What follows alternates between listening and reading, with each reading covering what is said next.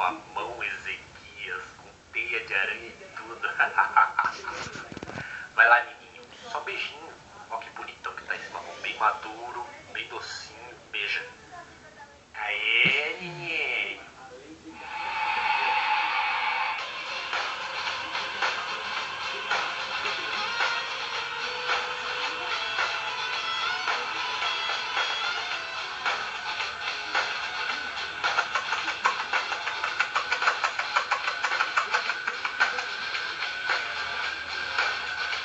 Ela voltou neste Halloween, a bruxa Rainbow veio e incorporou de volta em Nino para preparar a sopa trevosa. Olha o rabinho de cascavel da bruxa Rainbow. E não poderia faltar o nosso convidado especial, o Mamão Ezequias. Mamões ou travessuras, uma tradição que nasceu com a bruxa Rainbow. Somente com a presença da bruxa poderemos confeccionar essa sopa. O cheiro aqui está ensurdecedor, esse caldo maravilhoso. Vai ficar ainda melhor com os ingredientes. Olha aqui, bruxa, a sua bênção. Um sapo venenoso da Amazônia. Olha só, derreteu tudo. O segundo ingrediente da sopa trevosa é um rato pestilento do rio Belém.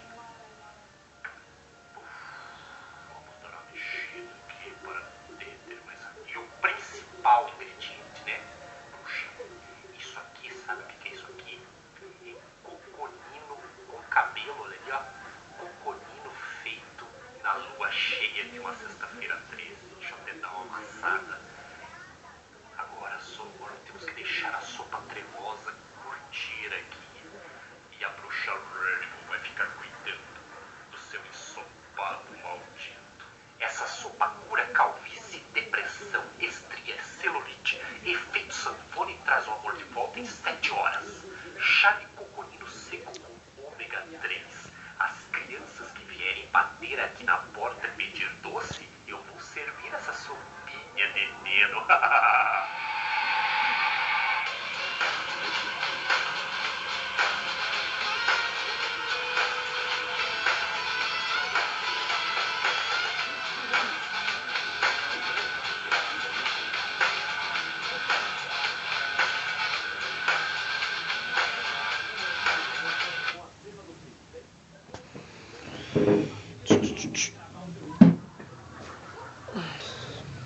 Espero que vocês tenham gostado do vídeo.